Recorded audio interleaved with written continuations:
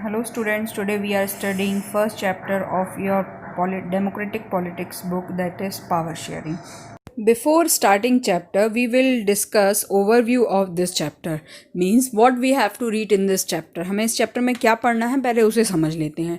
Chapter का name है power sharing.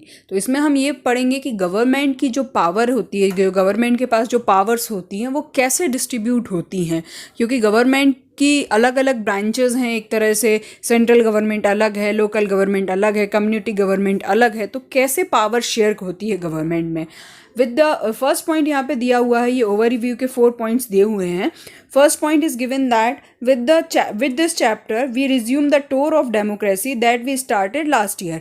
आपने लास्ट ईयर 9th क्लास में पॉलिटिक्स में चैप्टर पढ़ा होगा डेमोक्रेसी. तो डेमोक्रेसी में आपने ये पढ़ा होगा डेमोक्रेसी क्या होती है, जब पावर को हम डिस्ट्रीब्यूट कर देते हैं इकोनॉमी में तो डेमोक्रेसी क्रिएट हो जाती है. As we know, democracy is the form of government where leader is chosen by the citizens अपने नेता को, अपने लीडर को चूज करते हैं. वो हम लोगों ने लास्ट ईयर पढ़ा था. An intelligent sharing of power among our legislature, executive and judiciary is very important to the design of democracy. 3 authority होती हैं, एक लेजिस्लेचर, एग्जीक्यूटिव एंड जुडिशरी. पूरी पावर जो होती है इकोनॉमी के, एक डेमोक्रेटिक कंट्री की जो पावर होती है वो इन 3 अथॉरिटी में ही शेयर होती है. We start with the stories from Belgium and Sri Lanka. इस चैप्टर में जो हम पढ़ेंगे पावर शेयरिंग का एग्जाम्पल वो बेल्जियम और श्रीलंका के बेसिस पर पढ़ेंगे कि क्या कंडीशन है बेल्जियम की, क्या कंडीशन है श्रीलंका की. उन दोनों ही कंट्रीज़ में पावर शेयरिंग कैसे हुई, क्यों डिज़ायरेबल है पावर शेयरिंग, क्यों ज़रूरी है, कितने तरह की पावर शेयरिंग होती है. Both these stories are about the how democracy is handled demand for power sharing. ये दोनों ही जो आपकी कंट्रीज़ हैं बेल्जियम एंड श्रीलंका, इनकी हिस्ट्री के बारे में हम थोड़ा पढ़ेंगे कि यहाँ कितने ग्रुप्स हैं, लोगों के कम्युनिटी के क्या ग्रुप्स हैं, कैसे पावर शेयर हुई, कैसे वो उन्होंने डेमोक्रेसी को हैंडल किया, क्या वो पहले से डेमोक्रेटिक कंट्री थी या कुछ पावर शेयरिंग के बाद डेमोक्रेटिक बनी. ये सारी स्टोरी हम इस चैप्टर में पढ़ेंगे. First Belgium and Sri Lanka topic दिया हुआ है. फर्स्ट पॉइंट दिया हुआ है यहाँ पे बेल्जियम के बारे में. जो आपको फर्स्ट समझाया गया है जिस कंट्री के बारे में वो बेल्जियम है. बेल्जियम कितनी बड़ी कंट्री है, just like Haryana, state Haryana. Belgium is very small country in Europe प्रांत में ये एक स्मॉल कंट्री है. It has border with the Netherland, France and Germany. 59% in the Flemish region speaks Dutch. यहाँ के 59% लोग हैं फ्लेमिश रीजन में रहते हैं और वो कौन सी लैंग्वेज बोलते हैं, डच लैंग्वेज का इस्तेमाल सबसे ज़्यादा करते हैं. Another 40% people live in Wallonia region and speaks French language. Remaining 1% persons are Belgians and speak Germany language. In the capital city Brussels. अभी इनकी बेल्जियम की कैपिटल सिटी की बात करते हैं जो है ब्रसेल्स. ब्रसेल्स की कंडीशन क्या है. In Brussels 80% people speak French while 20% are Dutch. Just opposite हो गया यहाँ पे. अब इन्होंने बताया है आगे की condition. The minority French, minority किसकी है, फ्रेंच पीपल्स की है. The minority French speaking community was relatively rich and poor. जो माइनॉरिटी है फ्रेंच जो लोग हैं, फ्रांस के जो लोग हैं जो यहाँ रहते हैं फ्रेंच, तो उनकी माइनॉरिटी तो है but they are very rich, relatively very rich and very powerful. This was resented by the Dutch speaking community who got the benefit of economic development and education much later. जो French the minority of French जो है ये ज़्यादा rich और powerful है in comparison to the Dutch speaking people. ये उतने rich नहीं है डच स्पीकिंग पीपल जितने ज़्यादा फ्रेंच स्पीकिंग पीपल रिच और पुअर हैं. हाँ, आगे जाके इनके बीच में बहुत ही नाराज़गी रही एक दूसरे के इस रिच एंड पावरफुल थिंग्स को लेके. आगे जाके इसका सॉल्यूशन हुआ. जो डच स्पीकिंग पीपल्स हैं इनका डेवलपमेंट हुआ बट काफ़ी बाद में इनका डेवलपमेंट हुआ. अब इन्होंने नेक्स्ट पॉइंट दिया है the tension between 2 communities was acute in the Brussels. Brussels में सबसे ज़्यादा French speaking and Dutch speaking peoples के बीच में टेंशन रहा, वाद विवाद रहा, नाराज़गी रही. Like other nation in the south Asia region Sri Lanka has a diverse population. अब इन्होंने नेक्स्ट कंट्री की जो बात की है वो है श्रीलंका. अगली स्टोरी जो जिस कंट्री की आ जाएगी वो है श्रीलंका. श्रीलंका की कंडीशन को जो साउथ सदर्न रीजन में है उसके बारे में बताया गया है। The Sinhala speaks are 74% and Tamil speakers are 18%। अब यही कंडीशन वहाँ हुई माइनॉरिटी और मेजॉरिटी की। जो मेजॉरिटी है वहाँ पे वो सिन्हाला स्पीक्स पीपल्स की है। सिन्हाला को आगे जाके ऑफिशियल लैंग्वेज का दर्जा भी प्राप्त हुआ। सिन्हाला स्पीक्स पीपल कितने हैं? 74% और तमिल स्पीकर्स जो हैं वो 18% हैं। अब रिमेनिंग इन्होंने कंडीशन बताई है श्रीलंका की। अमोंग तमिल देयर आर 2 सब ग्रुप्स। अब तमिल स्पीकर्स जो हैं उनमें भी 2 सब ग्रुप्स हैं। Tamil natives of the country और called Sri Lankan Tamils and the rest whose forefathers come from India as a population workers during the colonial period is called Indian Tamil। अब जो तमिल स्पीकर्स हैं 18%, सिन्हाला 74% हुआ, तो बाकी जो तमिल स्पीकर्स हैं 18%, उनमें भी 2 डिवीज़न है, 2 सब ग्रुप्स हैं। एक है आपके उन लोगों का जो प्रॉपर वहीं के श्रीलंकन तमिल्स हैं और एक वो हैं जो इंडियन तमिल्स हैं, एक तरह से जो कहाँ आ गए हैं, श्रीलंका में आके रहने लगे हैं। अब नेक्स्ट पॉइंट है मेजोरिटिज्म इन श्रीलंका। मेजोरिटिज्म मतलब क्या होता है? किसी सब ग्रुप के बेसिस पे या कह सकते हैं कि कल्चर के बेसिस पे कोई एक ग्रुप, एक कम्युनिटी, एक समुदाय अपने आप को दूसरे समुदाय से अलग समझने लगता है। मैंने इस वीडियो के लास्ट में कुछ पॉइंट्स ऐड किए हुए हैं जो आपके लिए नोट्स के तौर पे वर्क करेंगे और जो इंपॉर्टेंट क्वेश्चन बन सकते हैं बोर्ड के 1 मार्क्स के। अब पढ़ते हैं majoritism in Sri Lanka. Sri Lankan emerge as an independent country in 1948। 1948 में इमर्ज हुई थी as a different country, independent country. The leader of Sinhala community, क्योंकि सबसे ज़्यादा स्पीकर्स कौन है? सिन्हाला वाले हैं। The leaders of Sinhala community sought to secure dominance over the government by virtue of their majority. In 1956, an act was passed to recognize Sinhala as the only official language, thus disregarding Tamil. क्या हुआ?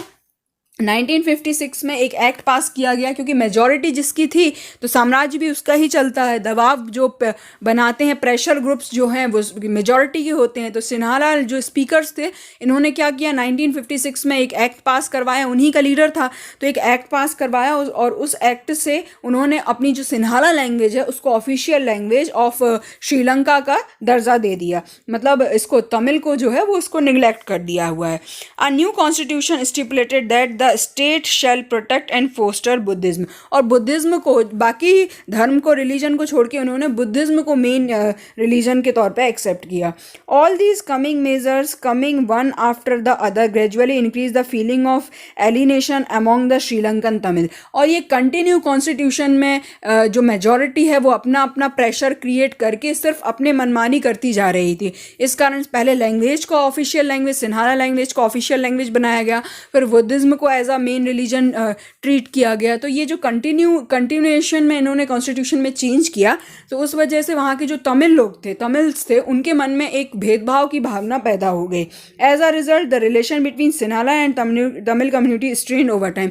और ये इस तरह से खिंचाव उन दोनों कम्युनिटीज़ के बीच में बनता गया, एक दूसरे से नाराज़गी, एक दूसरे से वाद विवाद ये क्रिएट होते गए। The Sri Lankan Tamil launched parties and struggles. और उसका रिजल्ट ये निकला कि अल्टीमेटली जो श्रीलंकन तमिल्स हैं उन्होंने अपनी एक पार्टी स्टार्ट कर ली, एक पार्टी बना ली अलग से और स्ट्रगल करना स्टार्ट कर दिया अपने फेवर में, लाइक तमिल्स के लिए, क्योंकि इन्होंने, सिन्हाला ने तो जस्ट इनको निगलेक्ट कर दिया था। But their demand for more autonomy to province populated by the Tamils was repeatedly denied. पर ये जो अपनी डिमांड्स रखते थे, क्योंकि इनने अपनी पार्टी बना ली थी, अब ये सिन्हाला ग्रुप्स के लोगों के सामने अपनी डिमांड रखते थे कि हमें भी, हमारी लैंग्वेज को भी आप ऑफिशियल लैंग्वेज के तौर पे यूज़ कर रहे हैं या हमारे रिलीजन को भी उतना ही प्रेफरेंस मिले। तो ये कंटिन्यू डिनाई करते गए, पर जो सिन्हाला लोग थे, सिन्हाला स्पीकिंग लोग थे, उन्होंने इनको डिनाई किया। The distrust between 2 communities turn into the wide spread conflict, it soon turn into civil war. अब ये लड़ाई जो थी, ये मतभेद जो था, इतना ज़्यादा बढ़ गया कि इसने एक सिविल वार, गृह युद्ध का रूप ले लिया।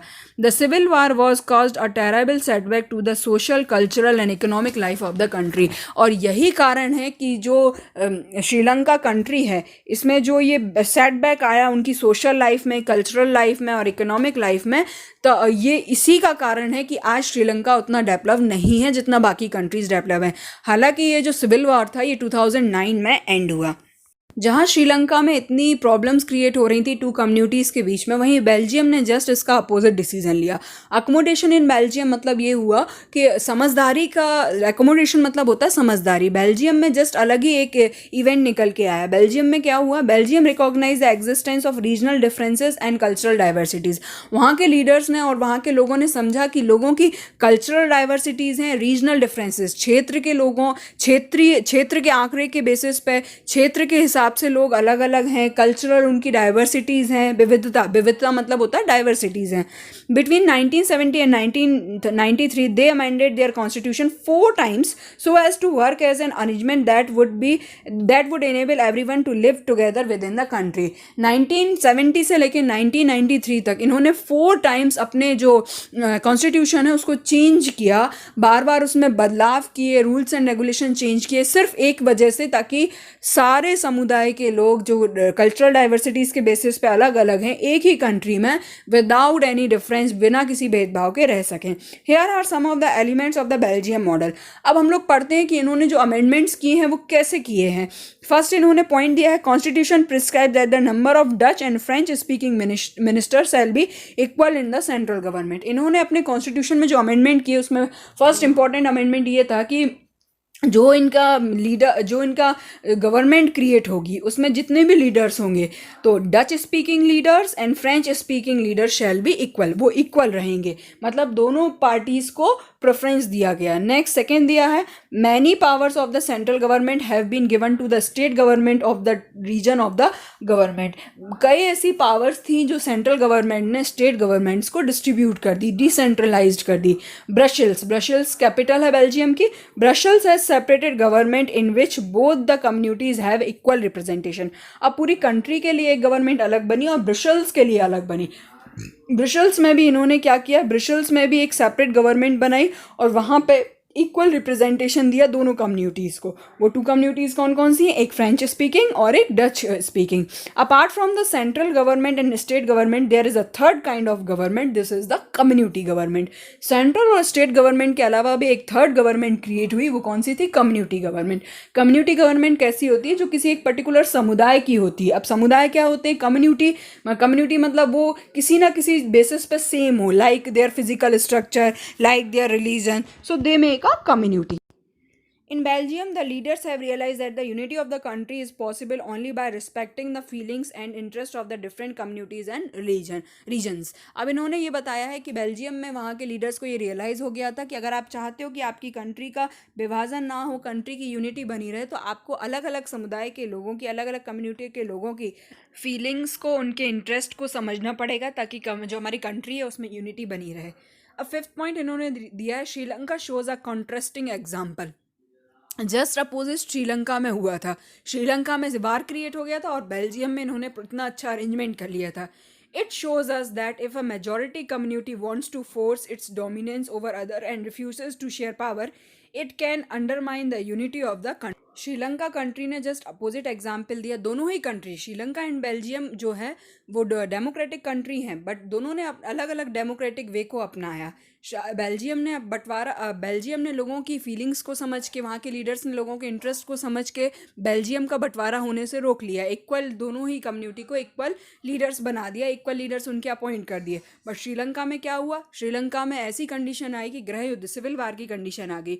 It shows that the majority of a company wants to force the dominance over other. उसमें ये समझ में आया कि जो मेजॉरिटी कम्युनिटी थी उसने माइनर कम्युनिटी के ऊपर अपनी ग्रिप बनानी चाहिए और उनको फोर्स किया कि वो उनके ही ऑर्डर्स को माने, और उनको रिफ्यूज़ कर दिया गया, ना उनको कोई पावर दी गई, ना कोई डिसीजन लेने की अथॉरिटी दी गई।